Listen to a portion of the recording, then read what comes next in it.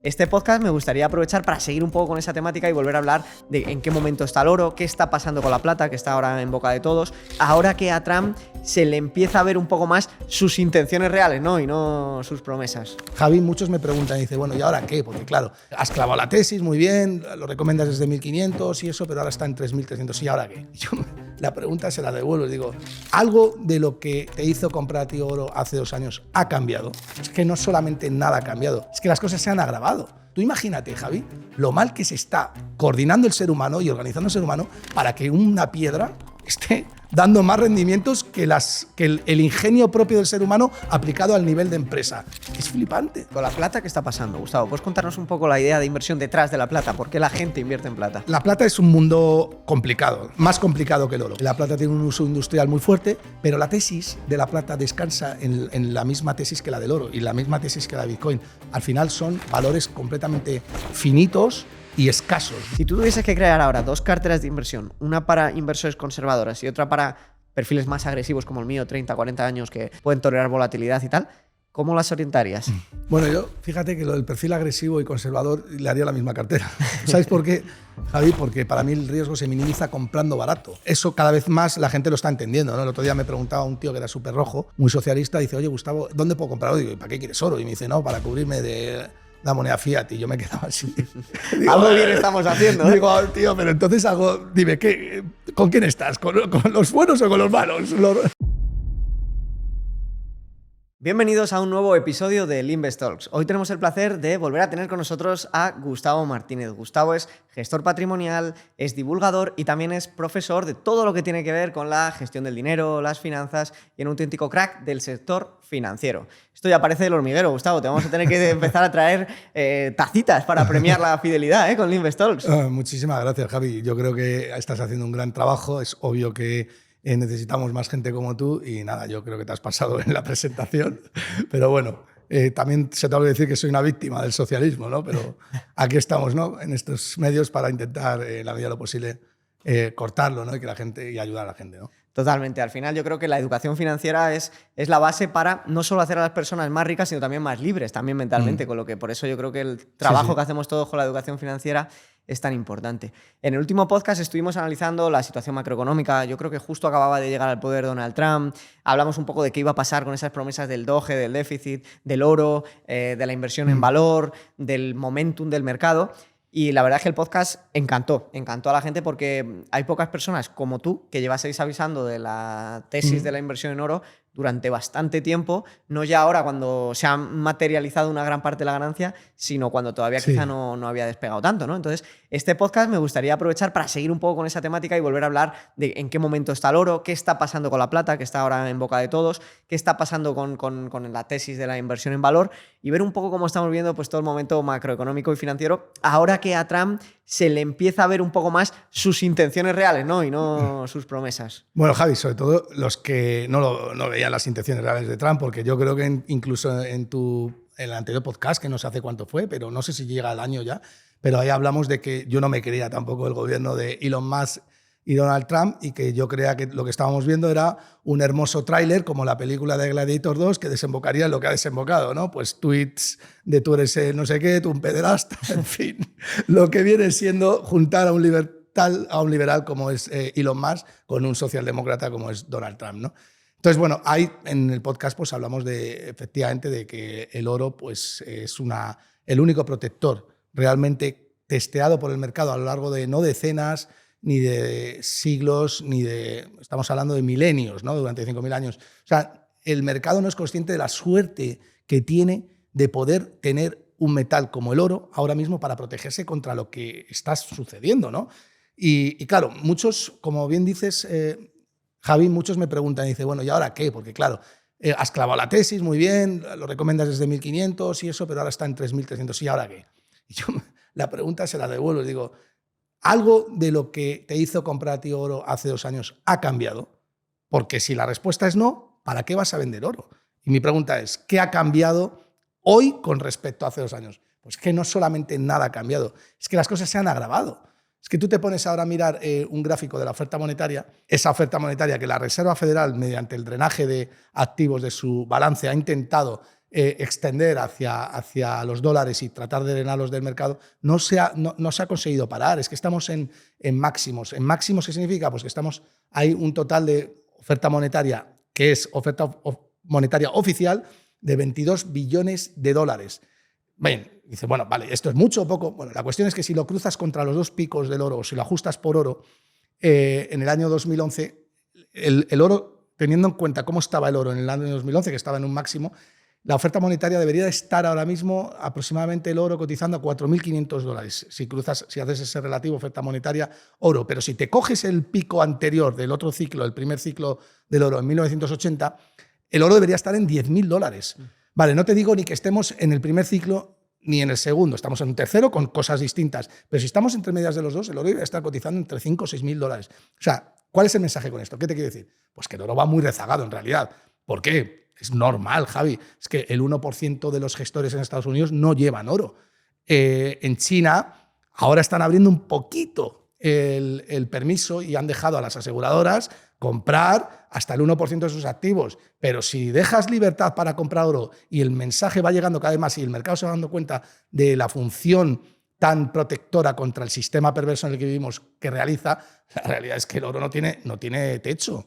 No, claro, y al final, el otro día había una estadística que era como que en los 70, un 40% de las reservas de los bancos centrales creo que estaban depositadas en oro. Sí. Ahora estaban en torno al 20% en valor a precio de mercado y había ya superado al euro, ¿no? Como divisa o como activo reserva, ya solo por detrás del dólar, que sí que es un 60% o así de las divisas del Banco Central. Sí. Claro, esto nos dice que si vuelven a llegar a tener un 35, un 40% de divisas o de reservas en oro, el potencial alcista pues sigue totalmente intacto, ¿no? Sí, de hecho es un dato que acabas de dar muy importante, que ha sido reciente, ¿no?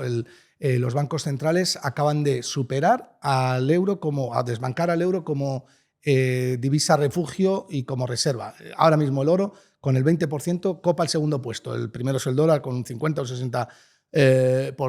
Y el tercero ya va a euros en 16%. Y sale el Banco Central Europeo y dice, el oro es una amenaza. Me preguntaban esta mañana en la radio, Susana Criado, en Intereconomía, me dice, Gustavo, el Banco Central Europeo dice que el oro es una amenaza. Digo, no, el oro no es una amenaza. Lo que es una amenaza es el euro. Te vi el otro día, Javi, precisamente con esto en Instagram, haciendo un vídeo sobre qué hubiera pasado si un individuo en el año 2000 hubiera comprado oro en lugar de euros con respecto a su poder adquisitivo, ¿no? Dice el Banco Central Europeo que el oro es una amenaza. ¿Pero qué amenaza? Si es la gran protección. Si tú en el año 2000, como decías en tu vídeo, hubieras comprado oro en lugar de euros, ahora podrías comprar una vivienda, 4 viviendas más por los mismos metros cuadrados, 100 metros cuadrados. Sin embargo, necesitas 4 veces más de unidades monetarias denominadas en euros para comprar esa misma vivienda. Es decir, el que tiene moneda fiat se empobrece a un nivel impresionante y el que tiene oro se está enriqueciendo. Dicen, no, es que el oro es un protector contra la inflación. Es mucho más que un protector de inflación. Es un activo muy rentable. En el año 2000, ese vídeo que tú mencionas en Instagram, el oro estaba en $300 la onza. En el año 2000, ahora estamos por encima de 3.000. Ha multiplicado por 10 en 25 años. Eso es una yield, una rentabilidad promedio de más del 10%. Estás sacando más rentabilidad que el Standard & Poor's 500. Algo que no produce nada, porque las empresas de Estados Unidos producen bienes, servicios, luego lo pagan en forma de dividendos, rendimientos explícitos. El oro no. Y ahí lo tienes, subiendo. Tú imagínate, Javi, lo mal que se está coordinando el ser humano y organizando el ser humano para que una piedra esté dando más rendimientos que el ingenio propio del ser humano aplicado al nivel de empresa. Es que es flipante. Bueno, es que yo creo que el ser humano a nivel privado se coordina bien, pero a nivel público se coordina muy mal, ¿no? Y ahora lo hemos visto con el tema de la Department of Government Efficiency, con Elon Musk saliendo ya. Hemos visto que es imposible recortar cualquier presupuesto grande de los grandes estados porque por mucho que recorten en los temas de que si las dietas de los políticos, ineficiencias que las hay y que son de miles de millones y son vergonzosas, pero donde está el grueso es en el pago de la deuda y en las pensiones. Y eso, lamentablemente, como al final los ciudadanos, la pirámide poblacional que está totalmente invertida, no van a permitir con su voto que les recorten las pensiones y que se haga un poco más sostenible el tema, ¿no? Entonces, ante esto, Ya hemos visto cómo Donald Trump ha dicho que quiere eliminar definitivamente el techo de deuda. Yo creo que noticia más alcista para el oro que esta es que probablemente no la hay, ¿no? No, sí, es flipante, pero es que no solamente Donald Trump, es que Alemania ha dicho que va a financiar todo el aparato militar, más de 500.000 millones de euros con emisión de deuda. Alemania que viene del trauma de la República de Weimar en 1919, cuando hundieron la divisa alemana, el marco alemán y entraron en una hiperinflación. Pero es que, fíjate, Javi, es que el sistema, lo acabas de decir tú, o sea, es un sistema Ponzi. Es decir, tú tienes una gran parte de la población que va a apoyar un sistema que es completamente parasitario porque unos necesitan vivir de lo que parasitan de otros. Da igual si el joven no se puede ir de casa con 30, 35, 40 años y sus salarios reales no paran de caer y la vivienda no para de subir, mientras que yo gane poder adquisitivo en términos de pensión, que me están revalorizando un 10% al año, como consecuencia de que un político necesita mi voto, da igual. Entonces, la pregunta es, ¿quién es el culpable aquí? Pues el sistema está podrido. Es obvio, ¿no? Porque, claro, también el pensionista puede decir, bueno, es que yo coticé a la Seguridad Social en su día y, claro, me merezco esto. Primero, estás recibiendo mucho más de lo que has pagado. Y segundo, el hecho de que te hayan estafado a ti no significa que tengas que estafar a los demás, claro. Entonces, aquí hay un problema y es que, bueno, sin querer hacer demasiada pupa y saña, yo creo que el joven debe despertar, ¿no? Y decir, oye, ¿en qué sistema estoy viviendo? Y a lo mejor tiene que decir, largarse. Pero bueno, sin irnos mucho. Mira, fíjate, Donald Trump, Javi, decía Donald Trump que, bueno, llega Elon Musk y tal, el Standard & Poor's 500 lo celebra de una manera impresionante, el oro cae un 5 o un 6%, mucha gente me viene y me dice, ¿qué pasará con el oro? Yo salgo otra vez a la palestra y digo, nada ha cambiado, la tesis se ha refortalecido en los momentos en los cuales es más difícil, porque el mercado, tú sabes que pone a prueba tus convicciones cada 2 por 3. Yo salgo y tranquilizo a la gente y digo, mira, vamos a ver, cógete un porque es que esto se lo enseña a mi hijo de 11 años, lo ha entendido muy fácil. Si tú dices que vas a recortar impuestos, los ingresos te van a caer. Y si dices que vas a recortar impuestos, como lo has dicho, te cae en una cifra de 10 billones de dólares en toda la legislatura. Vale, ¿cómo financias eso? Se supone que tienes que financiarlo recortando el gasto. O, si no lo financias recortando el gasto, lo vas a hacer con inflación. Esa es la segunda derivada. Pero si dices que lo vas a financiar con aranceles, solamente puedes, aun a costa de poner aranceles a todos los países, vas a obtener 2,5 billones. Es decir, tienes un déficit estructural de 7,5. Gasto público. Las 3 grandes partidas son las pensiones. No las vas a tocar porque si no, no te van a votar. Es decir, el sistema va a seguir viviendo de otros. La sanidad, tampoco has dicho que no la vas a tocar por una cuestión también obvia, ¿no? Porque no te van a votar. Y defensa, Estados Unidos no puede tocar defensa. Lo único que te queda son los intereses de la deuda, que es la segunda gran partida del gasto. Has intentado manipular la curva de tipos, intentando generar una depresión a nivel mundial, has tirado las TIR del bono del 4,8 al 3,8, pero enseguida el mercado te ha puesto en tu sitio. En cuanto el Standard & Poor's 500 hizo mínimos en los 4.800, el mercado se volvió a poner a vender bonos y dijo, esta es la nuestra y vamos a meternos en renta variable para aprovechar el 20% de equity que podemos ganar con renta variable. Está claro que lo que hemos dicho al principio, ¿no? Que a Donald Trump se le ha caído ya la careta. Es decir, Donald Trump es tanto o más socialdemócrata que cualquier presidente del mundo. ¿Y eso qué significa? Pues significa deterioro progresivo de la moneda fiat. Es decir, que los que no tengan la sabiduría suficiente o la humildad suficiente como para dejarse ayudar a proteger sus ahorros van a ver cómo en los próximos años se van a empobrecer de una manera muy acelerada, ¿no? Y otro tema que a mí me preocupa mucho, que hablabas de Alemania, es lo que está pasando en Europa también, ¿no? Al final salió Mark Rutte, que es el secretario de la OTAN, diciendo que si seguíamos así en Europa, íbamos a tener un sistema de pensiones y sanidad cojonudo, pero más nos vale aprender a hablar ruso, dando a entender que empezábamos a gastar, como Estados Unidos, el 3,5, 4, 5% del PIB en defensa, o que los rusos nos iban a comer la tostada, ¿no? Yo no sé si esto pasará, pero sí que está claro que hay un montón de tensiones. Ahora Estados Unidos ha evacuado a todo su personal no esencial de Middle East, porque ante que no están llegando a acuerdo con Irán, se teme un ataque israelí a las instalaciones nucleares de Irán. Hostias, el oro tiene un papel muy grande también para dar paz monetaria o paz financiera en tiempos de incertidumbre, ¿no? Esa es otra de las grandes facetas del oro. Es que, claro, te pones, lo que dices, te pones a mirar todos los drivers y es que todo, lo pongo mucho en Twitter, ¿no? Todos los caminos conducen al oro. O sea, no solamente, para mí el gran driver del oro fundamentalmente es, el oro cubre contra la incertidumbre. La incertidumbre puede ser de cualquier naturaleza. La que más hace subir al oro, sin lugar a dudas, es la incertidumbre monetaria. porque obviamente el oro ha sido tradicionalmente dinero y como depósito valor no tiene comparación, y por supuesto con la moneda fiat ni te cuento, ¿no? Pero claro, lo acabas de decir, hay otras incertidumbres con naturalezas distintas. La incertidumbre geopolítica, la incertidumbre en cuanto a nuevas guerras, la incertidumbre en qué va a suceder con China, Estados Unidos, Taiwán, aranceles. Efectivamente, hemos visto ahora que Israel probablemente ataque a Irán y el petróleo se ha disparado, pero el oro te estaba subiendo un 1,5%. Por tanto, fíjate, ¿qué van a subir? ¿Los bonos? ¿Los bonos te van a subir cuando la mitad del mercado está descontando que va a haber una inflación o hiperinflación a futuro? No te sube. O sea, realmente el único activo real protector, testeado, que no está denominado o que no necesita una divisa detrás es el oro. El oro es yo te digo que es el activo más importante de los próximos 5 años. Y Gustavo, ¿por qué crees que el mercado sí que cree que va a haber hiperinflación en largo plazo, pero en cambio ahora han bajado los puntos de inflación respecto al año pasado? La evolución de la inflación. Muy buena pregunta. Bueno, no hiperinflación, te hablo yo, sería poco riguroso por mi parte porque hablar de una hiperinflación es muy difícil, pero sí inflación, ¿vale? De todas maneras, que la gente tenga en cuenta que la inflación del 5%, la no oficial, puede estar en un 7 o un 8%, a 5 años es una pérdida del 50 o 30% de poder adquisitivo. La gente confunde inflación con expectativas de inflación. Entonces, en el año 2017, las expectativas de inflación estaban en el 1,8%, en mínimos históricos, las expectativas de inflación en Estados Unidos. 5 años más tarde, en el año 2022, la inflación estaba por encima del 10%. O sea, hay una parte del mercado que está viendo lo mismo que estoy viendo yo, que no hay una manera, salvo, ahora te diré por qué, pero no hay una manera sensata o lógica de funcionar sin trasladar ese impuesto oculto a la gente ignorante, a la moneda fiat, a la gente que no entiende muy bien cómo funciona eso. Entonces, es verdad que las expectativas de inflación se han relajado.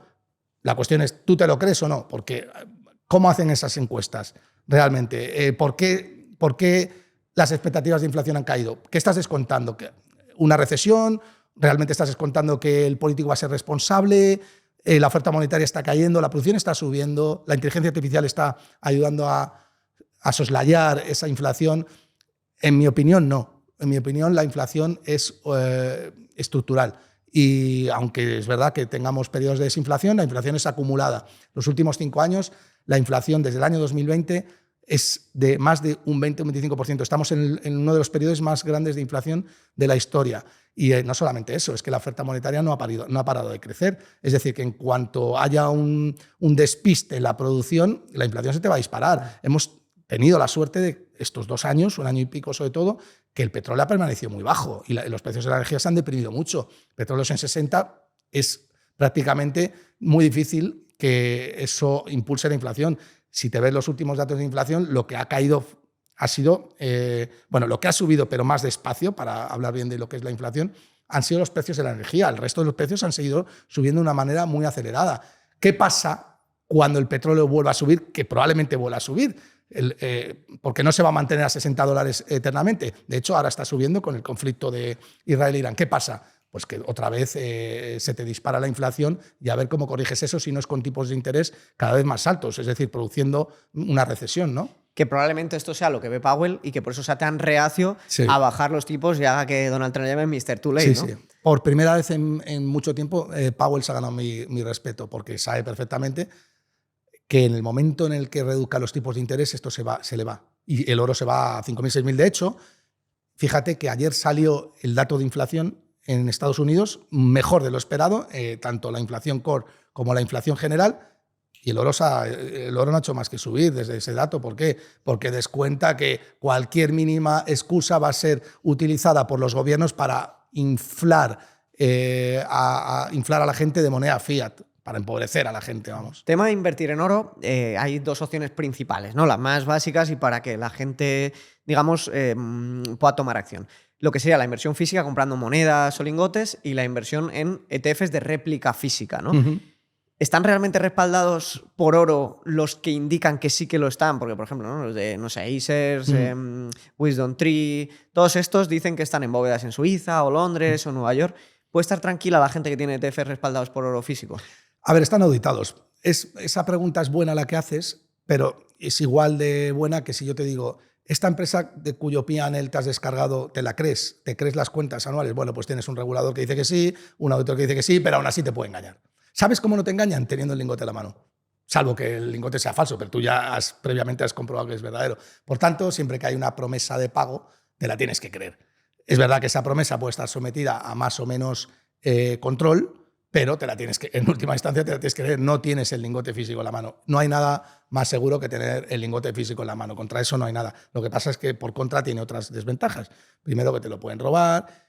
Segundo, que puede ser difícil de custodiar o caro.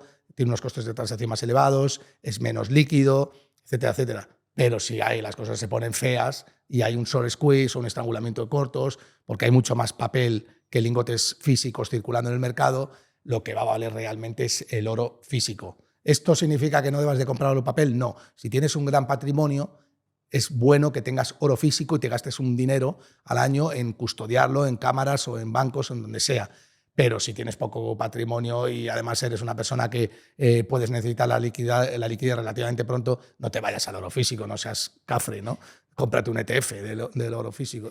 Para patrimonios grandes, ¿qué porcentaje crees que tienes que tener como seguro en oro? Pues mira, oro a mí físico? yo tengo la suerte de que gestiono patrimonios grandes y yo he llegado a decirle a algún cliente mío, ha llegado a tener más de un 40%. Clientes conservadores. Conservadores, porque el mercado siempre está, digamos que las noticias que han salido en el mercado, los analistas y tal, han mentido siempre. Decían, no, es que la cartera conservadora es un 60% renta variable, 40% renta fija. Mentira. Mentira. En cualquier época de la historia que cojas una cartera del 60% renta variable, 40% renta fija y la compares con un 60% renta variable, 40% oro, la cartera 60% renta variable, 40% oro dobla a la cartera 60% renta variable, 40% renta fija. Normal. La materia prima del bono es la moneda fiat y la moneda fiat tiende a depreciarse, salvo que seas muy perspicaz en cuanto a el ritmo de desaceleración de la moneda fiat y lo incorpores en la TIR del bono, lo normal es que te acabes empobreciendo teniendo un bono, como está sucediendo en los 10 últimos años. Las tasas, te coges los bonos de larga duración y estás perdiendo dinero los 10 últimos años si hubieras comprado, ¿no? Entonces, últimamente, pues yo estoy lanzando mucho el mensaje que es importante tener cuanto más oro mejor, ¿no?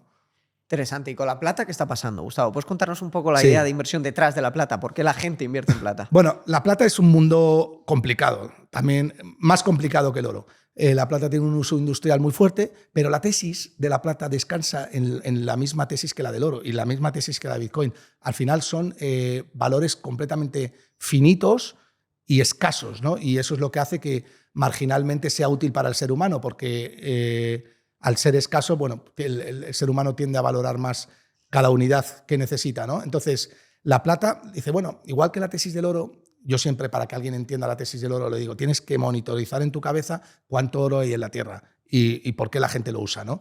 El oro que hay en la Tierra lo puedes meter en una piscina olímpica. Todo el oro que hay en la Tierra, las existencias de oro que se han extraído a lo largo de 5.000 años, las puedes meter en una piscina olímpica. Grande y profunda, de 6-7 metros, o para que sea más visual igual, en un estadio de tenis. Todo el oro es un gran bloque que lo puedes meter en un estadio de tenis. A partir de ahí ya te hace clic la cabeza. Empiezas a entender la tesis y dices, hostia, pues resulta que no hay tanto, ¿eh? Vale, pero es que lo que queda por extraer de oro es un 25% de eso. Y no es un estudio aleatorio, es un estudio muy riguroso. No es difícil determinar cuánto oro hay en la Tierra, en las profundidades del mar, en la corteza, etc. 50.000 toneladas quedan por extraer, el 25% de todas las existencias. Es decir, hay 200.000 toneladas de oro que puedes meter en una pista de tenis y de ahí quedan por extraer 50.000. Vale, dice, vale. Fíjate, eso que utilizas para protegerte contra un sistema Ponzi, que es la moneda fiat, y que no va a cambiar de la noche a la mañana. Es decir, el oro va a seguir siendo útil a futuro. Dice, vale, ¿y la plata qué pasa? Bueno, pues la plata es la Torre Picasso, toda la Torre Picasso de plata. Eso es la plata que hay en la Tierra. Vale, muy bien. ¿Y cuánto queda por extraer? Pues queda por extraer. Si hay 1,2 millones de toneladas de existencias a lo largo de la historia, quedan por extraer unas 200 o 300.000 de plata. Es decir, a este ritmo nos quedamos sin plata y sin oro entre 15 y 20 años. Porque la extracción de oro es de 4.000 toneladas anuales, de las cuales 1.000 van para los bancos centrales, que están comprando como locos y que van a seguir comprando como locos, y la plata es de unos 16.000 toneladas anuales, con el agravante de que la plata no es reciclable como el oro y mucha que se utiliza en el sector industrial se ha perdido para siempre.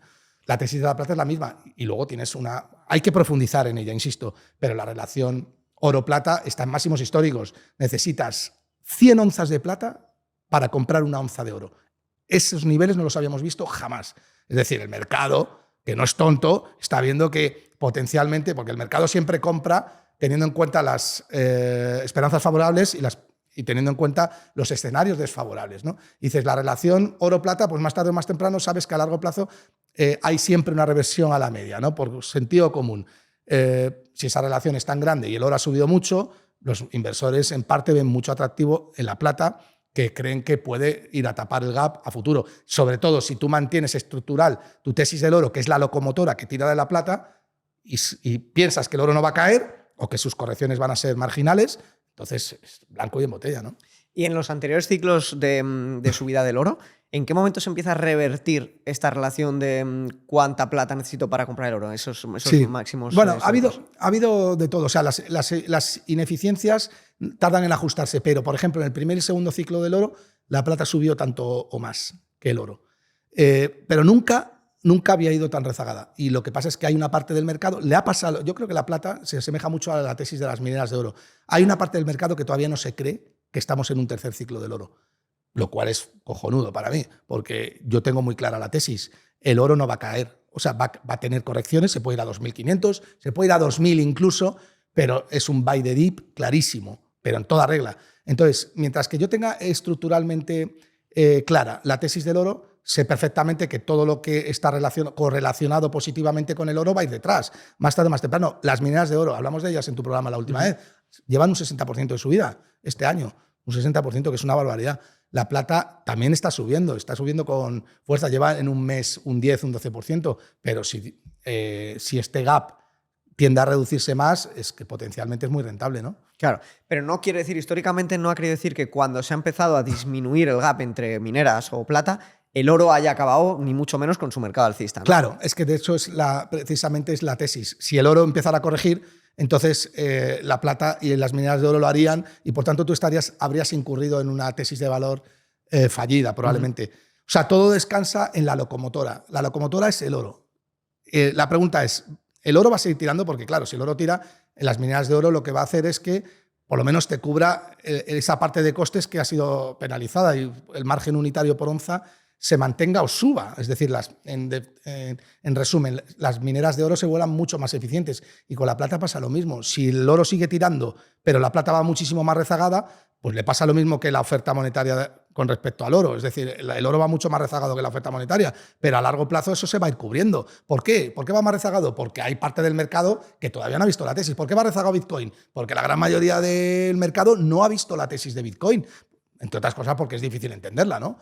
Bueno, no es difícil, pero hay que hacer un ejercicio de humildad. Por eso de ahí dicen que Bitcoin, cada uno lleva Bitcoin al precio que se merece, ¿no? Total, me encanta esa frase y es que además lo hablaba con Carles el otro día fuera de cámaras. Yo creo que es una frase que demoledora. Explica a la perfección todo el mundo de Bitcoin que se abre y cuando consigues entenderlo, pero ya no entenderlo, sino creértelo con la convicción suficiente como para apostar por un activo que lleva entre nosotros apenas 17 años o 15 años. Qué gran suerte que el ser humano haya creado ese activo, sobre todo con la que está cayendo ahora, ¿eh? Totalmente. Y Gustavo, una pregunta. A ver, yo estoy 100% de acuerdo con todo lo que dices, pero hay un debate muy bueno, y que el otro día lo tuviste con Daniel Baeza, que es si por una parte tú tienes la tesis de toda esta inflación monetaria que vamos a ver, destrucción de la moneda fiat, ¿no favorece más eso a estrategias de inversión en acciones que no sean value, como las que hace tiempo que estás diciendo que están infravaloradas y que puede llegar su momento? Bueno, a ver, es que al final value es todo, ¿no? Porque claro, yo se lo decía en el vídeo a Daniel, digo, es que growth también es value, porque tú al final, ¿qué es el value investing? El value investing es comprar barato. Básicamente es comprar por debajo del valor intrínseco. Cuando compras una tecnológica, estás aparcando capital a un tipo de interés 0% en los primeros años, pero compensado por un tipo de interés mucho más alto en el plazo en el que empiecen a llegar los flujos de caja. Sin embargo, en el value, ese tipo de interés, o esa yield, está más diversificada en el tiempo. Lo que dice Daniel, al cual yo respeto mucho, es que el value investing ha muerto. Y lo que quiere decir realmente es que el value investing se ha visto penalizado por los estímulos monetarios, los grandes estímulos monetarios de los bancos centrales, y eso sí lo compro. Es obvio que el que comprara value investing en el año 2012 en detrimento de growth pues ha cometido un error porque el coste de oportunidad ha sido muy alto, pero que ha muerto no, ni mucho menos. Hay empresas value investing que están doblando. O sea, realmente lo que tienes que hacer es detectar bien cuál es la empresa que está infravalorada, aparcar capital de ahí y esperar a que llegue el catalizador. Pero, insisto, comprar barato no es una moda, Javi. No, es algo praxeológico del ser humano. Es como beber agua, como comer, como hacer el amor. Es algo que nos gusta a todos, ¿sabes? No va a cambiar, ¿no? Totalmente. Y claro, hemos analizado hasta ahora Bitcoin, bueno, oro, la plata, un poquitín tema de acciones. Pero claro, con Bitcoin pasa una cosa y es que al igual que el oro, por ejemplo, podemos mirar sus anteriores ciclos, podemos mirar la evolución en la historia, Bitcoin es un pelín más difícil, ¿no? Pero a mí me llama mucho la atención que, joder, estando en máximos históricos o muy cerca de máximos históricos como está, yo no percibo hype, yo no percibo a la gente como animada con los precios actuales de Bitcoin.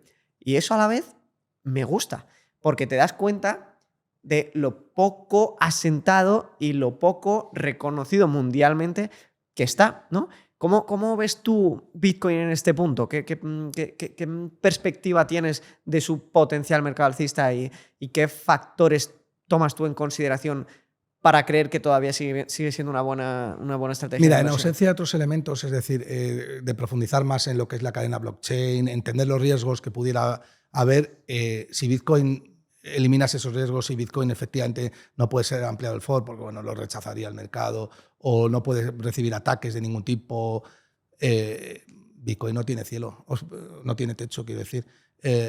O sea, la primera análisis que tiene que hacer alguien es entender Bitcoin y el segundo es que le da igual el precio, porque lo que le importa de Bitcoin es el servicio, el hecho de poder aparcar riqueza ahí, que no pueda ser censurable, que nadie sepa que la tienes, que la puedas transportar a golpe de clic a otro país sin que nadie lo sepa. Entonces, imagínate que yo empiezo a guardar riqueza ahí, el Estado no lo sabe, no me lo puedo confiscar, y mañana me voy a Honolulu, tengo ahí 1 millón al cambio, tengo, no sé, 15 bitcoins y tengo al cambio 1 millón y pico de dólares. Hago mi vida allí, llego allí, es un país liberal, oiga, no, es que tengo 15 bitcoins, sí puede comprarse usted lo que le dé la gana, no le vamos a robar nada. Compras tu vivienda, tal, haces tu vida allí. O sea, eso es maravilloso. A mí qué me importa si hoy está cotizando a 100.000, mañana 80, 90. Si lo que yo quiero, es que me da igual el precio que pague por eso, porque lo que yo quiero es que si saben que lo tienes, te lo van a quitar. Es mucho mayor el coste de tenerlo en activos reales, como puede ser la vivienda o lo que sea, que te lo puede robar el Estado, que no te lo Bitcoin, que no te lo pueden robar. Igual que el oro, tampoco bueno, el oro te lo pueden robar, ya pasó, ¿no? Pero no es tan fácil que te lo roben, ¿no? Entonces, para mí la tesis de Bitcoin es clarísima, Bitcoin va a seguir subiendo. No tengo ninguna duda. Lo que pasa es que, claro, yo soy crítico con Bitcoin porque es muy volátil. ¿Qué significa la volatilidad? Alguien me podría decir, bueno, pero la volatilidad es buena. Sí, claro que es buena. Si tienes clara la tesis de inversión, la volatilidad te permite comprar más barato. Pero, Javi, yo gestiono patrimonios y cuando me ha caído una empresa, me ha caído Talgo o alguna compañía por ahí, un 5, un 10%, mis clientes se ponen nerviosos. Imagínate con Bitcoin. O sea, es una tesis de... No todo el mundo está hecho para Bitcoin hoy por hoy. En cambio, el oro sí te ofrece esa tranquilidad, esa calma, sabiendo que además te protege y que es un activo no censurable por el Estado, ¿no? Sí, yo lo veo también como otra especie de seguro, como pasa con el oro, pero un seguro más antifrágil aún, porque cuando uno se pone a pensar, por ejemplo, lo que pasó en la Segunda Guerra Mundial, que te van subiendo la temperatura del agua poco a poco, la gente tiende a no irse del país porque no puede la mayoría de las veces. Tiene su casa en propiedad ahí, tiene su trabajo, su negocio, y eso no se puede trasladar a otra parte del mundo y seguir viviendo, entre comillas, cómodamente, ¿no? Entonces te pilla de golpe este tipo de eventos que te pueden arruinar la vida a ti y a tu generación entera. En cambio, si tú tienes Bitcoin, tú empiezas a ver eso y en el momento en el que lo decidas puedes trasladar toda tu riqueza a otro sitio y empezar de cero en un momento. Yo estoy seguro que si pues muchos de las minorías que les hicieron barbaridades en la Segunda Guerra Mundial hubieran tenido una manera de riqueza que hubieran podido trasladar en cuestión de segundos y sin coste alguno, seguro que muchos hubieran ido y hubieran dejado atrás un país que estaba claro que iba a acabar, ¿no? Haciéndoles tremendas barrabasadas.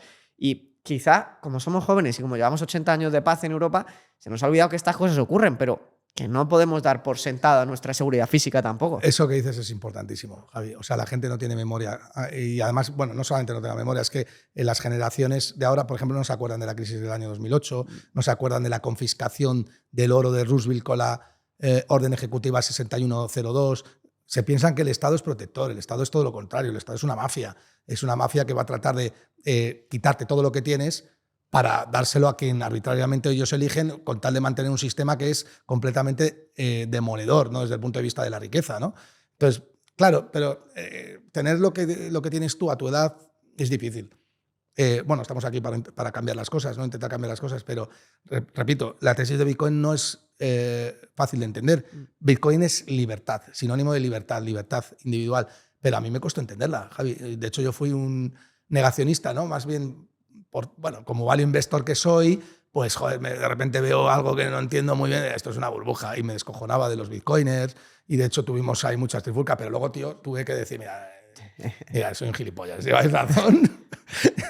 Y claro, eso fue muy gracioso. Hice un programa con Luna y tal, y aún así hay algunos que me siguen hateando, ¿no? Y dicen, no lo has entendido todavía y tal. Digo, lo entiendo mucho mejor que tú. O sea, realmente lo entiendo mejor que tú, que tú dices que va a sustituir al oro. O sea, el que no estás entendiendo la tesis del oro eres tú, que es la misma que la de Bitcoin. La tesis del oro y la de Bitcoin son exactamente iguales y van a coexistir juntos, ¿no?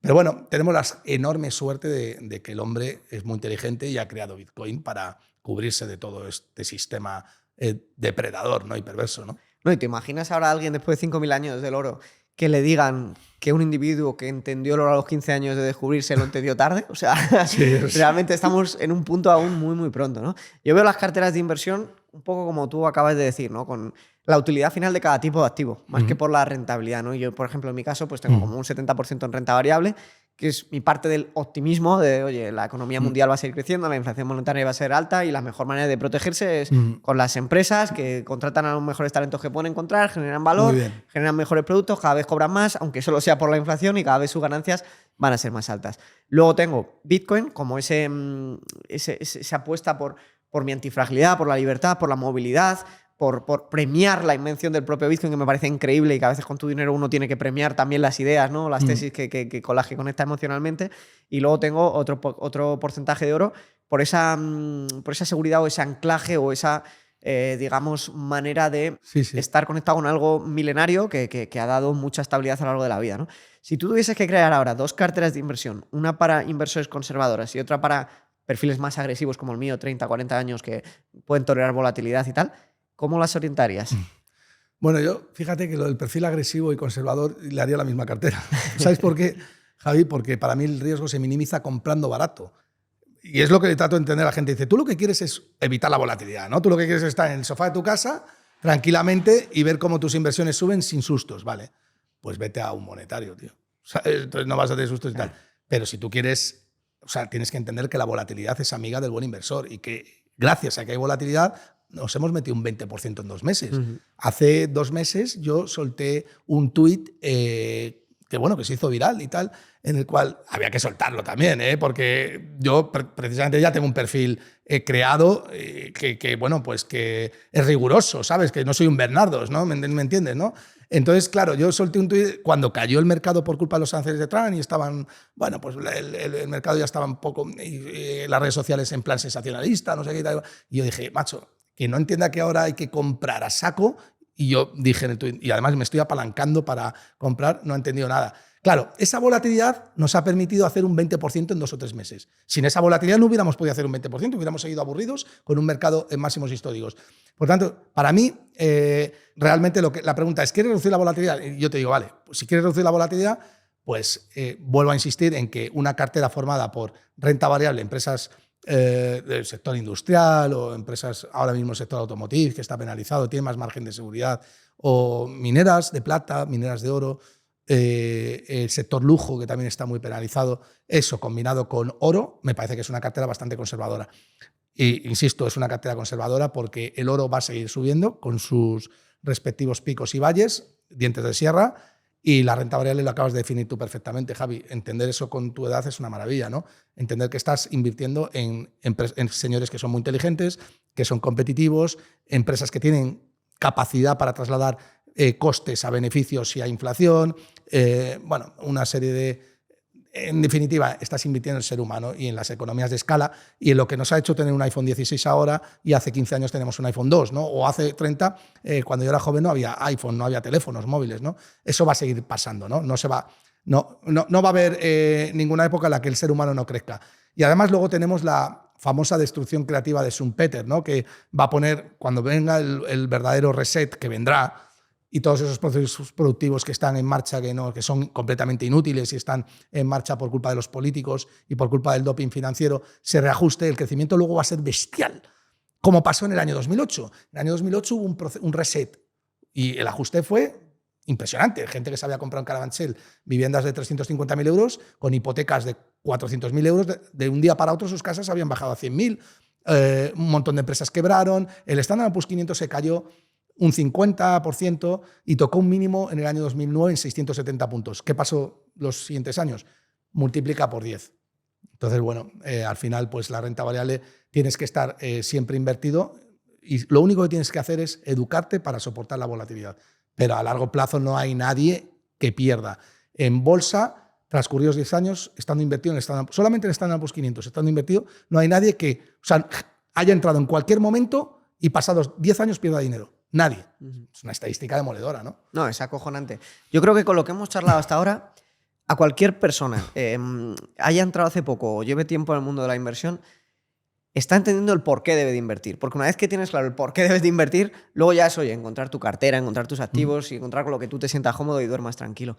Ahora me gustaría pasar a hablar de otro bloque que es un poco la situación en España, ¿no? Que yo creo que está compleja en el punto de vista económico y también social, ¿no? Y me gustaría empezar preguntándote por si crees que realmente España es a día de hoy una economía de mercado. No, España no es una economía de mercado, es todo lo contrario. En España a una persona normal la expropian más del 60% de lo que produce, 60, 70% en algunas ocasiones. Estamos hablando de que una persona, entre impuestos directos, indirectos, tasas e inflación, le roban el 60-65% de todo lo que produce. Porque luego tienes que tener en cuenta los seguros sociales, no solamente el que tú pagas, sino también el seguro social a cargo de la empresa que sale de la producción marginal del trabajador. Es decir, el trabajador es contratado porque se supone que produce una unidad adicional más de lo que cuesta, si no, hay una pérdida y no es contratado, ¿no? Entonces, si tú sumas todo lo que produces y empiezas a restar impuestos, resulta que entre un 60 y un 70% de producción es expropiado. Dicho de otra manera, de lunes a jueves estás trabajando para el Estado.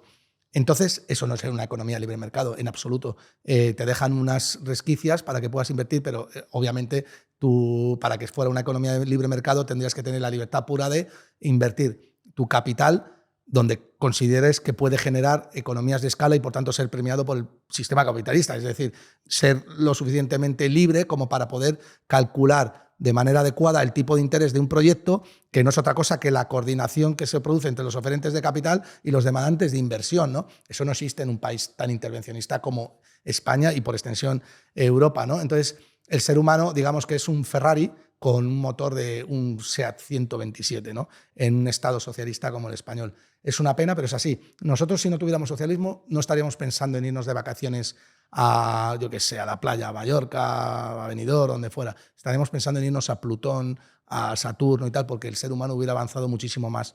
Pero claro, para eso necesitas tener una asignación del capital eficiente y con pues estos estados lo estamos viendo, ¿no? Donde asignan políticos el capital, pues siguen con la falacia de la educación, de la sanidad. Vale, te lo compro. Venga, vamos a dejar la sanidad y la educación. Simplemente, aunque no esté de acuerdo, aunque piense que también tiene que ser privada por una cuestión de competencia y escala también. Pero venga, la dejamos.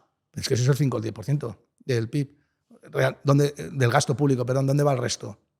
¿Dónde va el resto? A las pensiones, el 40%, a tal, al Ministerio de Igualdad, a cosas que no valen para nada en muchas facetas. El hombre así no es libre, ¿no? Sí, sí. Y esto que yo creo que por aclarar, creo que estamos de acuerdo los dos en que no has dicho Estado socialista porque gobierna el Partido Socialista, sino por cómo está compuesta la sociedad y el Estado español, ¿no? Sí, sí. O sea, el sistema está montado para que gobierne quien gobierne, la persona sea parasitada. El que aporta valor sea parasitado. Y además se le secuestre su capacidad de razonar también y se secuestre tu voluntad. O sea, vuelves a las personas imbéciles. En lugar de volverlas, asumes que las personas no tienen responsabilidad individual y eso es lo más peligroso que le puede caer a un ser humano porque le extrae su libertad individual. Fíjate el tema de las pensiones, es clarísimo, ¿no? O sea, una persona, un salario medio en España de 24.000 euros al año paga entre seguridad social a cargo de la empresa y a cargo propia en concepto de pensiones 500, 600 euros al mes, es decir, unos 6.000 euros al año. Vale, ¿para qué? Para unas cotizaciones, que en realidad eso lo pagas para que los pensionistas de ahora tengan pensión, pero realmente estás cotizando derechos futuros, ¿no? Que no sabes si vas a recibir o no, y que si te mueres tampoco los vas a recibir. Vale, si tú esos 5.000 euros tienes la responsabilidad individual de invertirlos al 9% anualizado en el Standard & Poor's 500, que es el promedio de rentabilidad que te da en el último siglo, los últimos 100 años, lo cual es un proxy bastante fehaciente de la rentabilidad que da el Standard & Poor's 500, resulta que a los 40 años te jubilas con 2 millones de euros. Y encima se lo puedes dejar a tu hijo si te mueres o lo que sea. Es que piensa eso. ¿Realmente necesitas un Estado para protegerte o para parasitarte? Y si el problema es que la gente no tiene educación financiera, vamos a educarles, pero no vamos a extraerles su patrimonio de esa manera. Entonces es claramente una mafia, ¿no? En donde vivimos. ¿A ti te parece bien o normal o moralmente correcto que, por ejemplo, un ministro se jacte de que el premio de Alcaraz sea expropiar un 50% para el Estado y que haya gente que lo celebre? Me parece que es digamos, la imagen perfecta del sistema en el que vivimos, ¿no? Bueno, un ministro haga eso es, bueno, sinónimo de cuán delincuente es, ¿no? Realmente que alguien se jacte y dice, no, es que Alcaraz, estoy muy contento porque Alcaraz ha ganado el partido, pero es que además estoy muy contento porque de ese premio que han llevado, el 50% se lo robamos para hospitales y sanidad, dice. Mentira, no es ni para hospitales ni para sanidad, porque como he dicho antes, solamente un 5 o un 10% de ese se destina a eso. Pero aun siendo así, seguiría siendo un robo. Pero ¿cuál es el mensaje que estás lanzando a la sociedad?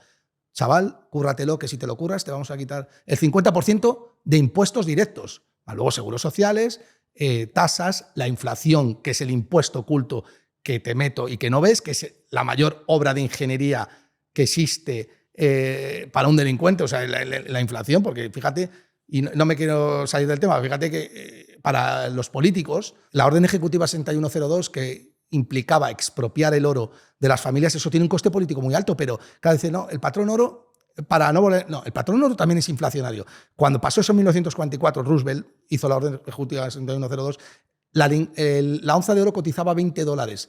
Lo expropió y al día siguiente la puso a 35. Luego lo metió un rejonazo del 40%, pérdida de poder adquisitivo. Es decir, el patrón oro también es inflacionario. Pero claro, eso tiene un coste político muy elevado. Entonces se dieron cuenta y dijeron, moneda fiat sin patrón oro y vamos robando a la gente sin que se dé cuenta.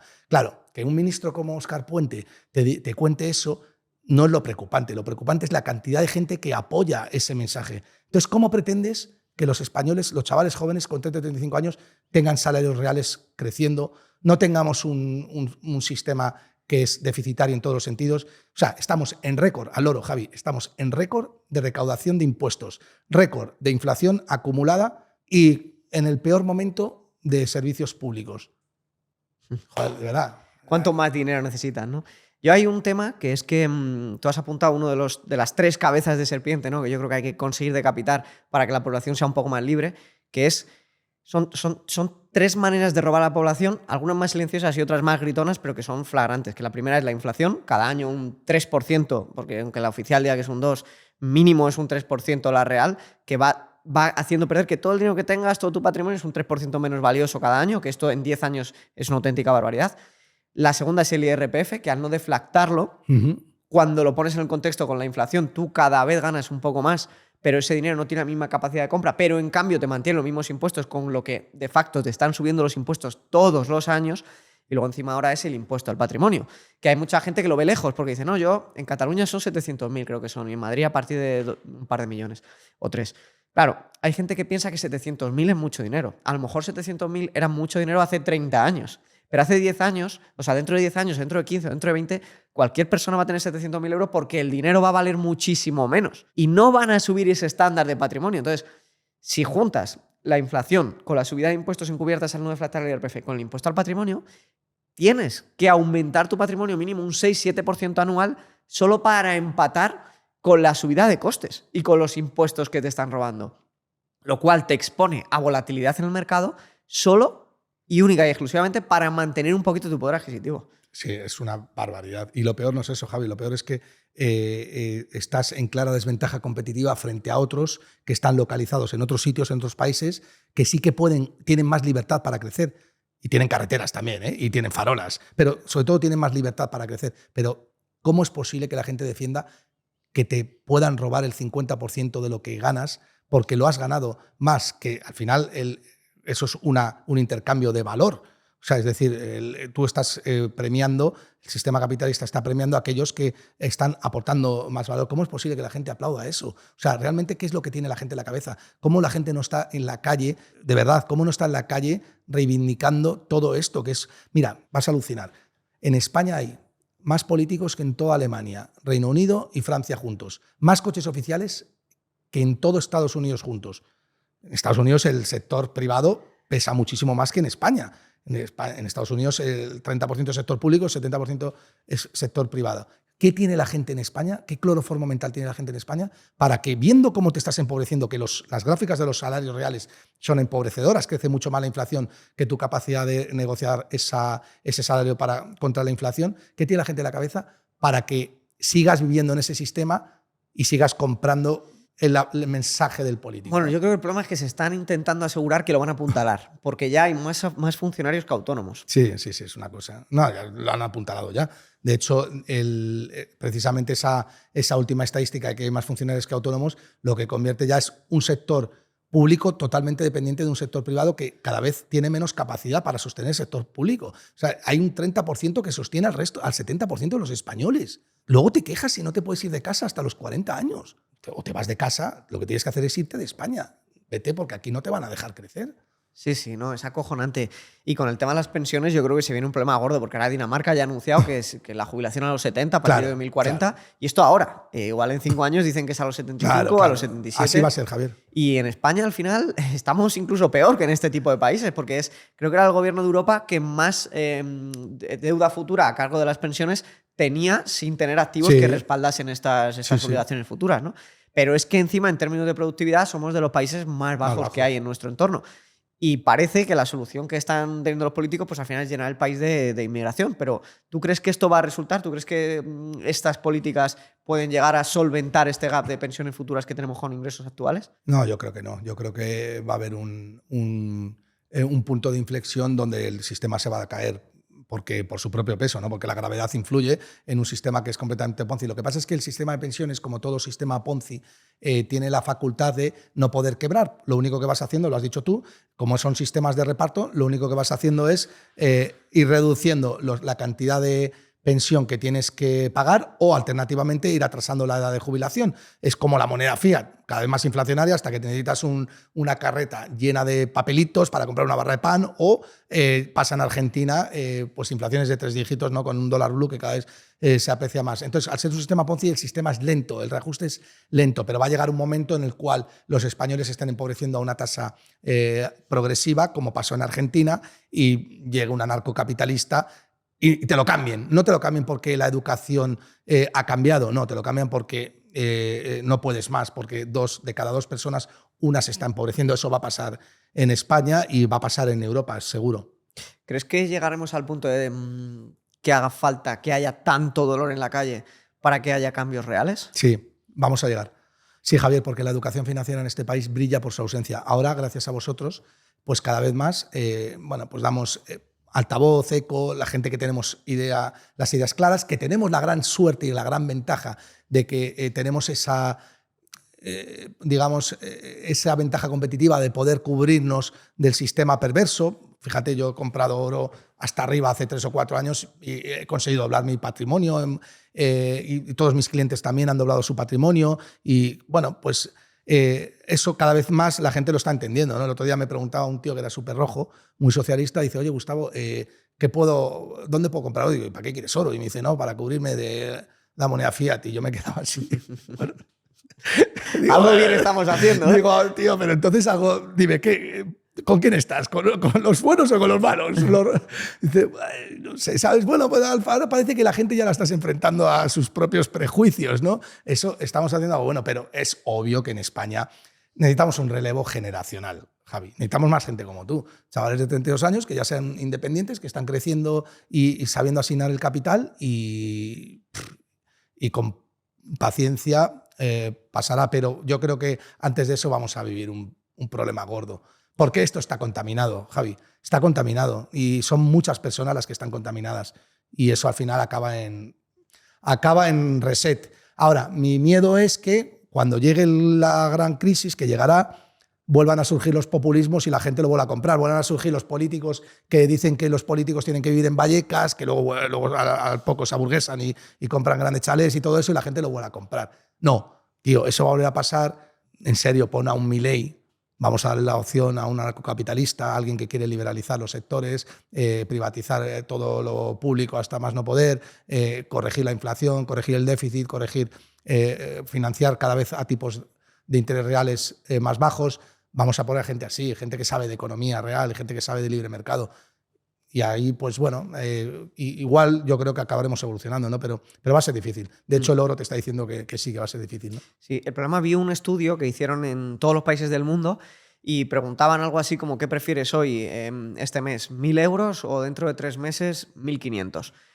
Y cuanto más pobre era el país, más gente elegía la opción de 1.000 euros hoy, porque no piensan a largo plazo. Y claro, yo creo que ese problema lo tenemos en España, y entonces a mí me da un poco de miedo que por mucho esfuerzo que hagamos en instaurar la educación financiera, al final solo cale en gente que ya está medianamente bien y no cale en esa base que es la que más se beneficiaría y que no entiende que no hace falta invertir 1.000 euros, 700, 800 al mes, que es que si cuanto menos tengas, si aunque inviertas 30, 50 euros al mes, es que es súper relevante para ti en el futuro, ¿no? Entonces, esperemos que poquito a poco sí que vaya calando y no... Ojalá que no tengamos que llegar a ese punto, porque sería... Pero Javi, el concepto, lo que tú acabas de hablar es del concepto del ahorro e inversión y de capitalización compuesta. Pero es que yo he escuchado a políticos decir que enseñar a un niño de 6 años a ahorrar y a capitalizar ese ahorro era una aberración. El profesor Bastos te explica precisamente lo contrario. Entonces, en un sistema donde la gente aplaude eso, estás perdido. El sistema está perdido, ¿no? Sí. Pero es claro que la evolución y la calidad de vida parten del ahorro, la inversión y capitalizar esa inversión, que eso es el capitalismo puro, ¿no? Pero claro, si la gente entiende que el capitalismo es perverso, el problema es que, claro, el socialismo cae en el problema del ser humano es que siempre siempre se ha juzgado al socialismo por sus intenciones y no por sus resultados. Y los socialistas han sabido vender de una manera brillante el atacar al capitalismo y vender el socialismo como un sistema solidario, cuando ha sido todo lo contrario. Claro, en eso es donde tenemos que nosotros darle la vuelta a todo eso, explicar a la gente que es al revés, que el socialismo es lo que te empobrece, que es una mafia, que no tiene nada que ver con la solidaridad. La verdadera solidaridad está en crear riqueza. La solidaridad es que Steve Jobs ha conseguido ponerme un iPhone desde el cual puedo mandar un email en un telesilla incrementando la producción. Eso es ser solidario, ¿no? Poner tus conocimientos y tu talento al servicio de todos. No el que te dice que hay que quitarte un 70% de lo que ganas, es decir, trabajar de lunes a jueves para él porque se lo tenemos que dar a quien a mí me da la gana. Eso es una gran falacia, ¿no? Sí, sí, y que esto no sé si lo escuché a Bastos o a quién, pero que al final el capitalismo es el único sistema que permite al ser humano funcionar como es, no como querrían unas personas que fuesen, ¿no? Y que ni es humano, ni es solidario, ni es sostenible pensar que podemos estar exprimiendo a un 30% de la población, un 60% de todo lo que producen para alimentar un 70%, porque ningún animal humano permite eso a largo plazo, porque se cansa, porque le desincentivas, porque se le hinchan las narices y deja de hacerlo y se pasa al otro 70% a vivir de los demás hasta que no queda ese 30% que puede ayudar. Entonces, bueno, yo creo que esperemos que poquito a poco podamos ir vendiendo bien el capitalismo, que bien entendido no es como la gente lo entiende, que es gastarse todo su dinero, endeudarse, ¿no? El capitalismo es ahorro. Es todo lo contrario. Es todo lo contrario. Mira, si lo explica muy bien el profesor Bastos, ¿no? Capitalismo es lo que te permite tener un tractor de 1.000 caballos y hacer en 15 minutos el trabajo que antes 1.000 hombres necesitaban hacer en varios días. Es la capitalización de los factores de producción. Eso es el capitalismo, el capital compound, que decía Albert Einstein que era la segunda mayor fuerza de la naturaleza después de la gravedad, lo que te permite que capitalizar los intereses produzcas muchísimo más a futuro. Pero claro, la gente no solamente no lo entiende, sino que muchas veces no quiere entenderlo. Vivir está en la zona de confort. Pero vamos cambiando eso poco a poco, ¿no, Javi? Sí, es necesario dar ese mensaje que no es el que la gente a veces quiere oír, pero que es el que deben de oír. Oye, Gustavo, pues ha sido un placer volver a tenerte por aquí. Seguro que habrá una tercera y yo creo que podemos hacer una charla periódica, ¿no? Para ir comentando cómo avanzan los temas, la actualidad, los activos y... Yo de verdad que estar en programas con gente como tú para mí es una cosa que me hace muy feliz, Javi. A mí también tenerte aquí, Gustavo. Así que muchísimas gracias por pasarte. Gracias.